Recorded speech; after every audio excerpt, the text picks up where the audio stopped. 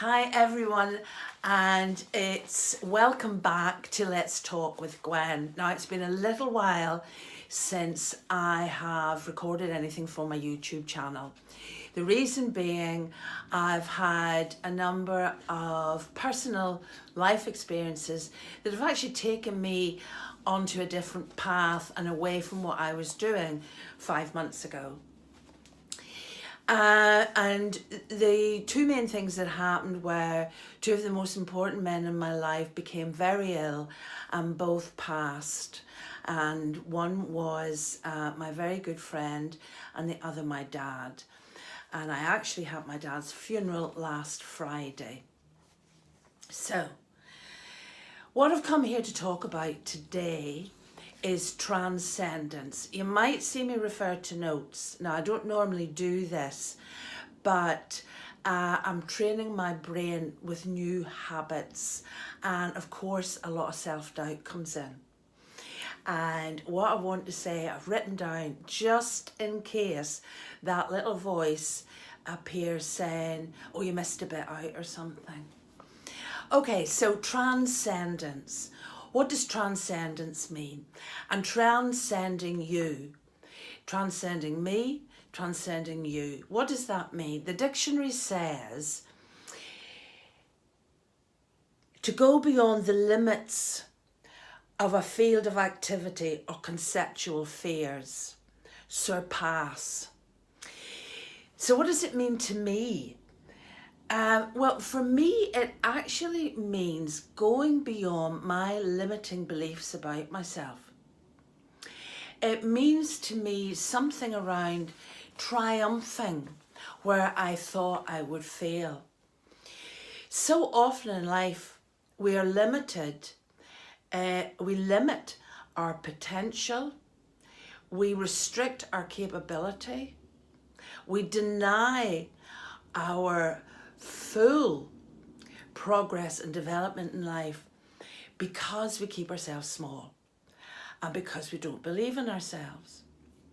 So, what does it mean to transcend you? It means to rise above. Well, this is what it means to me. What it means to you might be very different.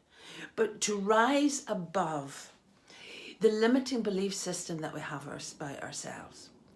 It means to rise above being small. It means to follow your dreams.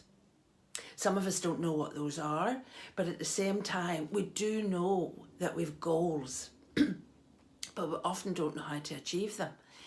And it's about transcending everything that stops us and resists us from growing and developing and reaching our goals and our dreams and everything like that. So I started a 90-day challenge. I started it at the beginning of this week. I actually didn't think it would be achievable given everything else that was happening around me. So why did I do it? I did it because the last 5 months I've been taken away from the path that I was on, down another path. Happy to do it, being of service. However, it took me away from myself, or what I thought I wanted for myself. I became a bit disconnected. So it felt important to me to sort of get back on track, to reflect and review and contemplate where I was going now with all these new life experiences. Had they changed me? Had I learned some new things? Would these experiences be of value? And how could I share them with other people that I might bring value to the likes of yourselves? So I needed this to help me consider what I now want to achieve in life. And I put my goals under 3 headings. The first one was personal. And the personal is very much around now having to clear out my dad's house. And if you can see, I did this deliberately here. As you can see, I am surrounded by stuff, and this is only one wall here. So there's a lot of clearing to do. And I put that down as one main goal. And I said to myself, I'll need to do this within a certain amount of time. But within that, there are small goals like, what do I do with certain things? Which do I give to charity? Perhaps give to friends and family. There's a lot of organising, preparing, planning within that. Also in my personal goals are, I'm going to do a skydive, which is absolutely terrifying for me. I can't tell you, for somebody that can hardly get up a ladder, launching myself out of a plane attached to another person has to be the maddest, most insane thing I've ever done. So that's where I'm going to transcend myself. So I have a fear of heights. I'm going to shift that belief. I'm going to work on that. I have various techniques that I'm going to use. And so I'm going to transcend my fear of hurtling myself out of a plane. You can see by the language I'm using, I'm absolutely not there yet. The other thing that I want to do is connect more with nature and take walks. So these are goals in the personal section. In the health section, no alcohol. And go find some exercise to do. When I say go find classes or go swimming or whatever. And then I have a business section. And one of the goals in my business section was to come back here and start doing my videos again for the YouTube channel and do one at least once a week. So these are my goals, and my why, you've heard, get back on track, focus, be accountable, provide value.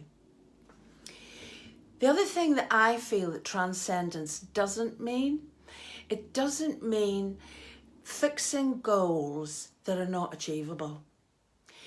They have to be realistic, because you want to feel good about yourself. You want to build your confidence. And it's only through doing these things and achieving your goals that you feel confident. Quite often we think, oh, I can't do that.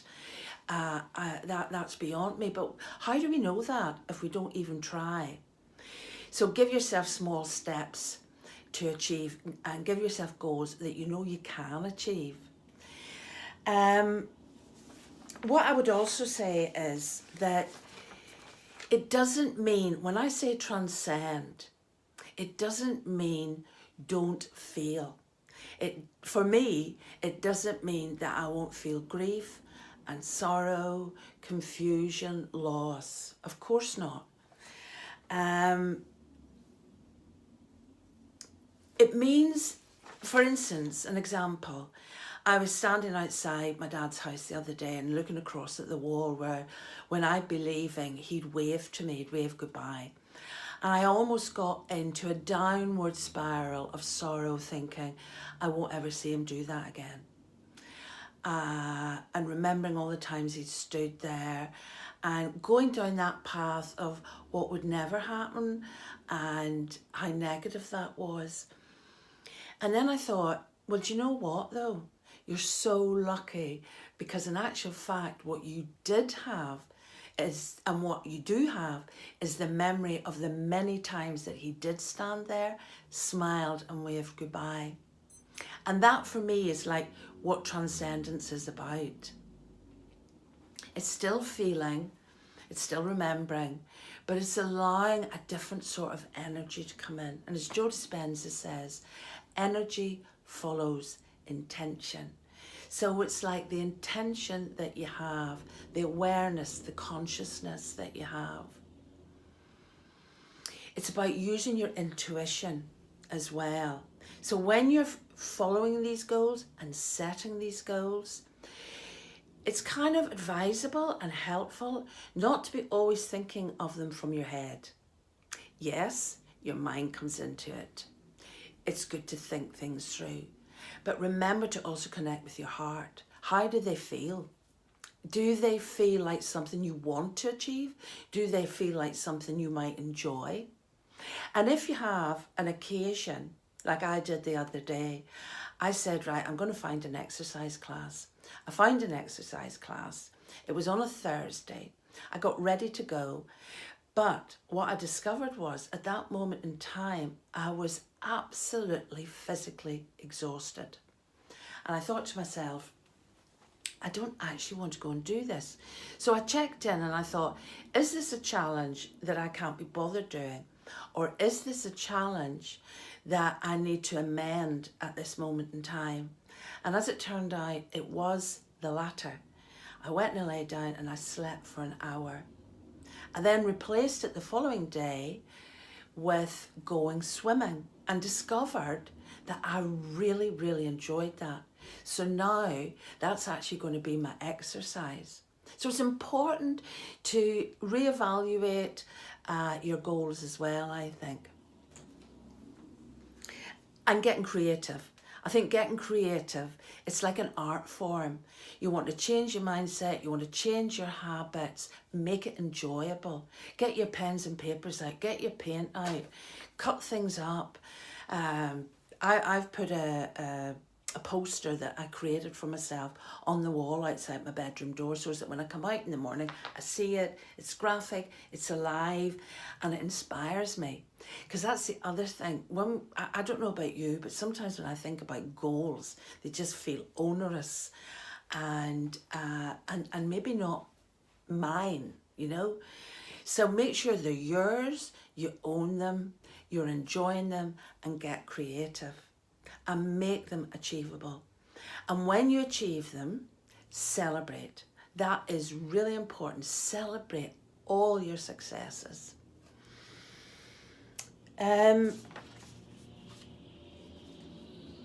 So how about today you setting some goals for yourself? Now, also what I would suggest is find someone you can share them with, or maybe a couple of people. Find an accountability partner, because I don't know about you, but I certainly, for one, if I do things on my own, can cheat because it's only me, and I am actually very good at that. You know, I gave up alcohol. I was cooking dinner last night and I thought, oh, a glass of red wine would go really well with that. Now, if I had been given that up on my own, I would have been more likely to have had that glass of wine. However, I have pledged to about 200 other people, so I would have to own up. I also, if I renege on my pledges, I have to give a donation to a charity of my choice. So it could be an expensive business. So find ways of ensuring that you're going to carry through with this. Give yourself a time scale. Find a way to measure it and find someone to share it with. So, transcendence. Rising above the small-minded you. Being the greatest you can be for yourself. Find your why you want to do this.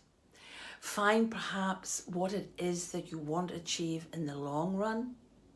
Journal it. If you don't know where to start, just journal for a little while. Then set your goals, realistic goals, manageable goals, enjoyable goals. Measure them. Maybe at the end of the day, tick off what you've achieved. Then at the end of a week, maybe, go and talk with those people that you have maybe connected with in order to do this together, or one other person. Okay, so enjoy that, and can you please write your comments in the bottom. If you're actually doing this challenge, I am happy to read your comments and reply. If you need me to be your accountability partner, then please do that. There's only so many I can do, but I will take the first 10, for example. I want to read you something from a book called The Science of Getting Rich by a man called William Wattles. And I haven't brought it with me, which is such a shame. How did I do that? But basically,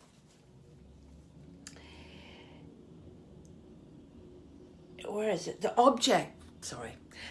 William Wallace D. Wattles says in The Science of Getting Rich, the object of all life is development, and everything that lives has a right to all development it is capable of attaining. What are you capable of attaining? What would you like to attain? And how will you go about it today? I'll keep you posted on how I'm doing. I've actually done very well this week. I'm delighted with myself and I'm celebrating all my small wins. And I wish to celebrate it with you. So don't forget, write in the post below and tell me what you're doing and what I can do for you. All the best.